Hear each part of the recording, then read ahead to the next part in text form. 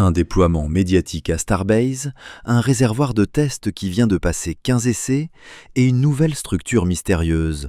Tout cela se déroule sur un seul et même site de Starbase. Alors, que se passe-t-il exactement ? À cela s'ajoute une visite majeure et très médiatisée qui a récemment eu lieu à Starbase. Avec autant d'événements simultanés, il y a beaucoup à analyser. Alors décortiquons tout cela dans l'épisode d'aujourd'hui. Bienvenue au poste Massey, plus connu sous le nom de Massey's. Cette zone discrète de béton située près de Starbase, à Boca Chica au Texas, est l'endroit où SpaceX réalise tous les essais cryogéniques des véhicules Starship et des boosters Super Heavy, ainsi que les tests structurels des réservoirs prototypes. Si quelque chose doit échouer, SpaceX préfère largement que cela se produise ici plutôt que sur un pas de tir. Les réservoirs de test sont refroidis à des températures extrêmes, pressurisés bien au-delà des conditions de vol et parfois poussés jusqu'à la rupture. Ces essais ont lieu dans une cage de test structurelle et impliquent souvent des thrust pucks qui simulent les forces colossales exercées par les moteurs sur la section arrière du véhicule en vol. Le site comprend également une station d'essai moteur avec sa propre tranchée à flammes et son parc de réservoirs, permettant à SpaceX de tester les moteurs de Starship de manière isolée. En résumé, Massey's est le laboratoire d'expérimentation de SpaceX. Lorsqu'un nouveau design apparaît ou qu'une idée risquée doit être validée, c'est généralement ici qu'elle voit le jour. Cela nous amène à l'activité récente sur le site, en commençant par Starship S 39.1.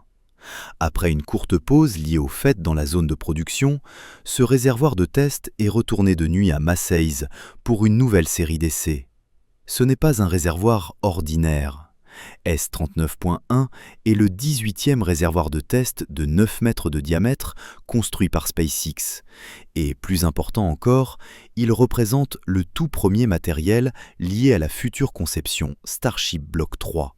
Alors que le premier vol Block 3 approche, des réservoirs comme S 39.1 sont soumis à des campagnes d'essais particulièrement rigoureuses.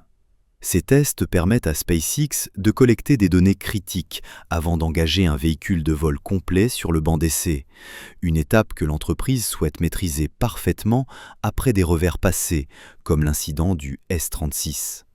S-39.1 est arrivé pour la première fois à Massey's le 25 novembre 2025, afin de valider le nouveau design arrière du Block 3. Début décembre, il a subi un essai cryogénique partiel, suivi de 2 essais cryogéniques complets sur 2 jours consécutifs.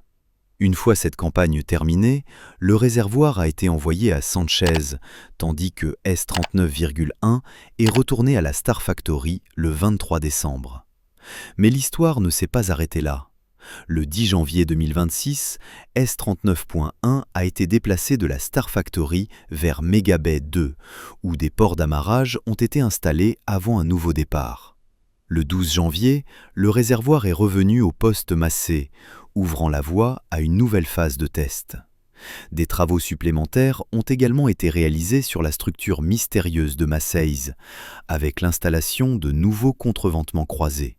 Les équipes se sont activées pour sécuriser l'ensemble, mais le plus intriguant reste que, malgré le temps écoulé, nous ne sommes toujours pas certains de sa fonction finale. Plusieurs nouveaux cadres, que beaucoup pensent avoir été fabriqués à Sanchez, ont maintenant été transférés à Massey's et intégrés à la construction. Selon une hypothèse, cette structure élancée serait conçue pour offrir juste assez de rigidité afin de supporter du matériel de test pour l'amarrage ou le transfert de propergol. Dans ce scénario, le vaisseau porterait une partie de l'équipement, tandis que la structure emporterait l'autre, simulant ainsi un second engin spatial en orbite. Bien sûr, les essais ne se dérouleraient pas en apesanteur, mais il faut bien commencer quelque part. Et si de vrais ergols cryogéniques sont impliqués, Massey's est l'endroit idéal. Une idée connexe est que des plaques de renfort du côté du vaisseau pourraient s'aligner avec les emplacements des ports d'amarrage, utilisant ces points comme éléments porteurs plutôt que le centre des poutres verticales. Alternativement, les chemins de charge pourraient être reliés au centre des sections contreventées en X. Une autre possibilité serait que la structure s'étende jusqu'au sommet du vaisseau, bien que cela semble peu compatible avec la configuration actuelle de la plateforme de travail. Une option plus probable est qu'elle atteigne environ la hauteur de la soute à charge utile, offrant un accès direct à la trappe de la soute depuis la plateforme. Dans ce cas, elle pourrait également servir à des essais de type son des paniers sur Ship 39. Au fond, l'explication la plus probable est qu'il s'agit d'une plateforme d'accès ou de travail axée sur la section charge utile, possiblement liée à la manutention de charge ou à des essais associés au HLS. À première vue, la structure semble contradictoire. D'un côté, elle paraît excessivement robuste pour une simple plateforme. De l'autre, elle semble presque trop légère pour supporter des forces importantes. C'est là toute la subtilité des structures en treillis. Bien conçues, elles transmettent les charges de manière extrêmement efficace. Au vu des dimensions des éléments, ce cadre est presque certainement bien plus solide qu'il n'y paraît, et capable de supporter des efforts plus importants que beaucoup ne l'imaginent. Pour l'instant, une petite plaque semble installée près du sommet. Pas un raccord rapide, mais une sorte de plaque d'interface, avec une tuyauterie qui pourrait y être reliée. Son rôle exact reste à déterminer, mais il devrait devenir plus clair à mesure que la construction progresse. Dans la zone de test structurel, le réservoir B18.3 a désormais reçu une jupe arrière de vaisseau montée au sommet de sa structure en treillis. Cette configuration reproduit la section inférieure d'un Starship Block 3 et de nouveaux segments cylindriques, barrels, sont également en cours d'installation dans les supports autour de la base.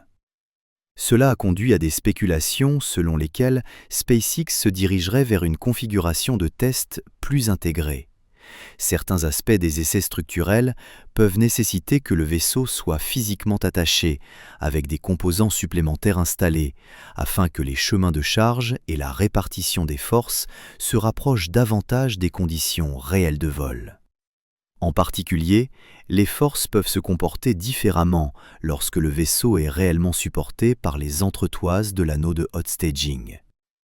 L'ajout d'un bas de vaisseau représentatif et d'un capot pourrait aider à redistribuer les charges de manière plus réaliste lors des essais. Pendant ce temps, le réservoir de test 17 poursuit sa campagne à Macèse et a maintenant achevé son 15e essai cryogénique.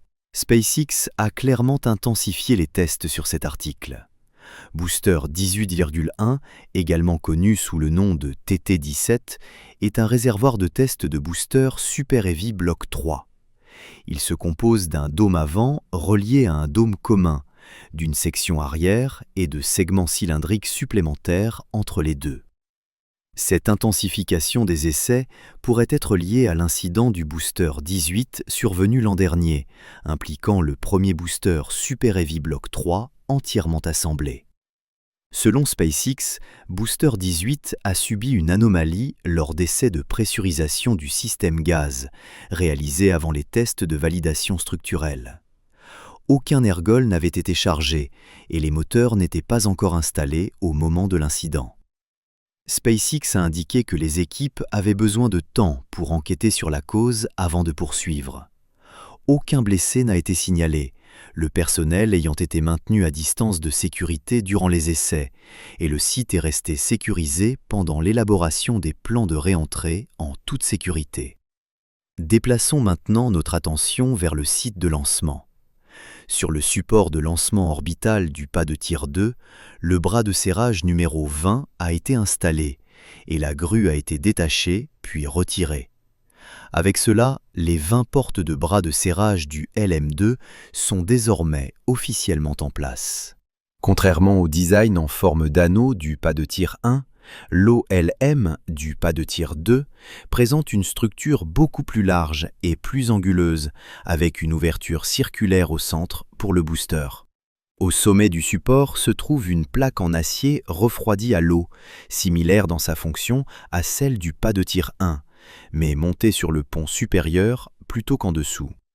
Cette configuration devrait améliorer la durabilité à mesure que la cadence de lancement augmente et que de nouveaux véhicules, comme la variante Starship Block 3, imposent des contraintes accrues aux infrastructures. Le 6 janvier, l'extension du bras SQD a été transportée aux premières heures du matin, puis installée sur la tour de lancement du pas de tir 2. Sur les images, on peut voir les élingues de la grue se détendre, indiquant que l'extension a été correctement mise en place dans sa position finale. À Mega Bay 2, une tour d'échafaudage a été érigée autour de Ship 39 il y a quelques jours. L'objectif exact de cet échafaudage n'était pas immédiatement clair, mais beaucoup ont spéculé qu'il était lié à des travaux sur le système de protection thermique. Fait notable, aucune planche de circulation n'a été installée et aucune activité visible n'a été observée sur le bouclier thermique inférieur. Cela suggère que la zone concernée se situait plus haut, possiblement autour de la section du nez. À l'heure actuelle, l'échafaudage a été retiré. Espérons que le problème identifié a été entièrement résolu.